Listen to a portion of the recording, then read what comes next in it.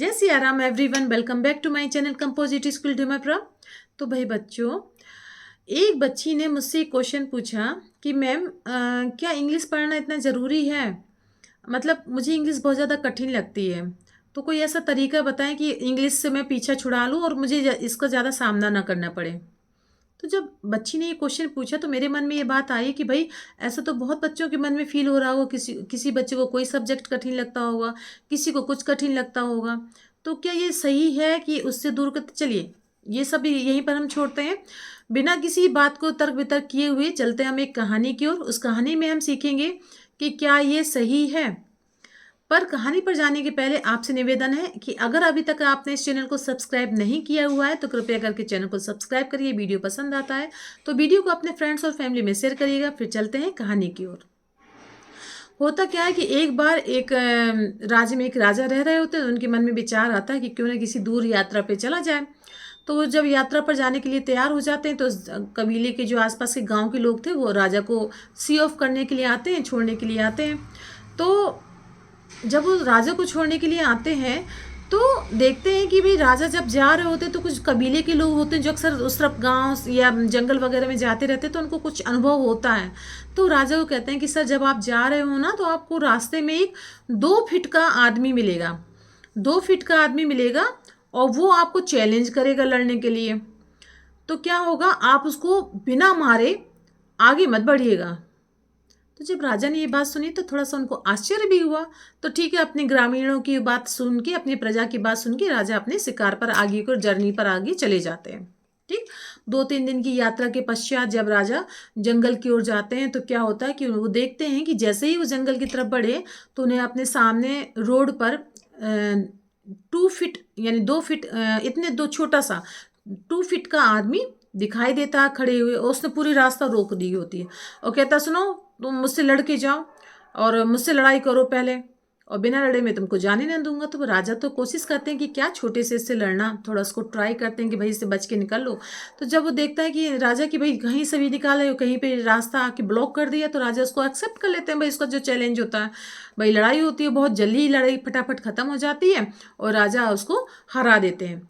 पर राजा उसको मारते नहीं। राजा के मन में आते ही छोटे से इस इंसान को मार के मुझे क्या मिलेगा, इसमें क्या मेरी वीरता है, और वो आगे चले जाते हैं।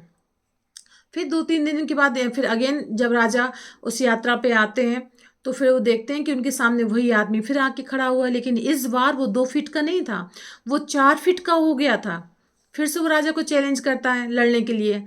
फिर से राजा एक्सेप्ट कर लेते हैं चैलेंज को, लड़ाई होती है, राजा फिर से जीत जाते हैं। राजा के मन में इस बार फिर आता है अरे आप इसको मारने से क्या होगा, चलो ठीक है जाने दो, और राजा आगे अपने आगे रास्ते पे निकल जाते हैं। अगली बार फिर क्या होता है कि वो जो आदमी फिर राजा के रास्ते में आ जाता है। अब वो 4 फीट का नहीं रह गया, अब वो 6 फीट का हो गया। ठीक, वो राजा को फिर से चैलेंज करते हैं लड़ाई के लिए। राजा फिर से एक्सेप्ट कर लेते हैं, लड़ाई होती है। अब की बार राजा के मन में आता है कि इसको मार दिया जाए, लेकिन राजा फिर उसको जिंदा छोड़ देते हैं, अपनी यात्रा पर चले जाते हैं। ठीक, फिर क्या होता है, इसी तरह जब राजा बार बार करते हैं तो वो जो व्यक्ति है पर डे थोड़ा थोड़ा बढ़ रहा होता है। अब वो इतना बड़ा व्यक्ति वो बन जाता है कि वो राजा से भी बड़ा शक्तिशाली बन जाता है। इसी तरह एक बार राजा जा रहे होते हैं तो रास्ते में आके वो खड़ा हो जाता है। वो कहता है कि तुम्हें मुझसे युद्ध लड़ना पड़ेगा, चैलेंज देता है। तो राजा उसको एक्सेप्ट कर लेते हैं, लेकिन इस बार राजा थोड़े डरे हुए होते हैं उसके विशालकाय रूप को देखकर। ठीक, अब जब युद्ध होता है तो राजा बुरी तरह से जख्मी हो जाते हैं, उनका एक हाथ भी टूट जाता है। पर किसी न किसी तरह राजा उस पर सफलता पा रहे थे और राजा विजयी हो जाते हैं, जीत जाते हैं। लेकिन राजा इस बार क्या करते हैं, राजा इस बार उस व्यक्ति को मार देते हैं और हमेशा के लिए जो समस्या बार बार खड़ी हो रही है उसका एक बार में अंत कर देते हैं। ठीक, अब ये तो हुई भाई कहानी। अब इस कहानी को अपने दैनिक जीवन में अगर हम उपयोग करके देखें तो हम लोगों के जीवन में, सबके जीवन में, चाहे वो बच्चा हो, चाहे जवान हो, चाहे बूढ़ा हो, सबके जीवन में किसी न किसी तरह की प्रॉब्लम है। ठीक, अब बच्चों की ज़िंदगी में होगा भाई, पढ़ाई को लेके प्रॉब्लम है, कोई चीज़ समझ में नहीं आ रही है, वो उनको बहुत उनको प्रॉब्लम समस्या दे रही है कोई भी सब्जेक्ट के रूप में। जब जो बच्चे मतलब कुछ जवानी के उसमें एज में, उनको लग रहा है भाई कैरियर को लेके, कंपटीशन को लेके प्रॉब्लम है, अन्य चीज़ों को लेके भाई प्रॉब्लम प्रॉब्लम होती है। वो किसी भी रूप में हो सकती है आपके जीवन में, बुढ़ापे में आपकी बीमारी को लेकर भी प्रॉब्लम हो सकती है। ठीक, तो होता क्या है कि जिस तरह से इस कहानी में क्या होगा, राजा के पास दो चॉइस थे, या तो उसको मार दें और दूसरा भाई इग्नोर करके मूव ऑन हो जाए। जब कोई प्रॉब्लम को हम सॉल्व नहीं करते हैं, मारने का मतलब यहाँ पे सॉल्व करना है। अगर किसी प्रॉब्लम को हम सॉल्व नहीं करते हैं और उसको इग्नोर करते हैं और मूव ऑन हो जाते हैं, तो फिर नेक्स्ट 2 या 3 दिन बाद वही प्रॉब्लम हमारे सामने बड़े रूप में आती है। फिर उस प्रॉब्लम को सॉल्व करने में हमें बहुत ज़्यादा एनर्जी लगानी पड़ती है। और अगर हम पहले ही किसी प्रॉब्लम को सॉल्व कर लेते हैं जो बहुत ही छोटे रूप में होती है, तो क्या होता है, जब कभी भी आपकी ज़िंदगी में कोई बड़ी प्रॉब्लम आती है तो उसको बड़े आसानी से आप सॉल्व कर लेते हो अपने पुराने एक्सपीरियंस के आधार पर। तो क्या करना है हमें, जब भी कोई प्रॉब्लम लाइफ में आती है तो हमें उसको इग्नोर नहीं करना, प्रॉब्लम को प्रॉब्लम के रूप में लीजिए, उसको सॉल्व करने पर फोकस करना है। तो प्रॉब्लम से निपटने का सबसे अच्छा तरीका है उसको सॉल्व करना। प्रॉब्लम से निपटने का तरीका ये नहीं है कि आप उसको इग्नोर मार के और छोड़ के आगे बढ़ जाएं। क्यों? क्योंकि वो प्रॉब्लम कभी आपका पीछा नहीं छोड़ेगी। अगर आज आपको कोई सब्जेक्ट कठिन लग रहा है, उसको बस इग्नोर मार रहे हो, तो यकीन मानिए अगली कक्षा में जाएंगे तो उसका बड़ा रूप आएगा, और अगली कक्षा में जाएंगे तो और बड़ा रूप आएगा। फिर तब तो आपको बहुत ही मुश्किल पड़ जाएगा उसको फेस करना।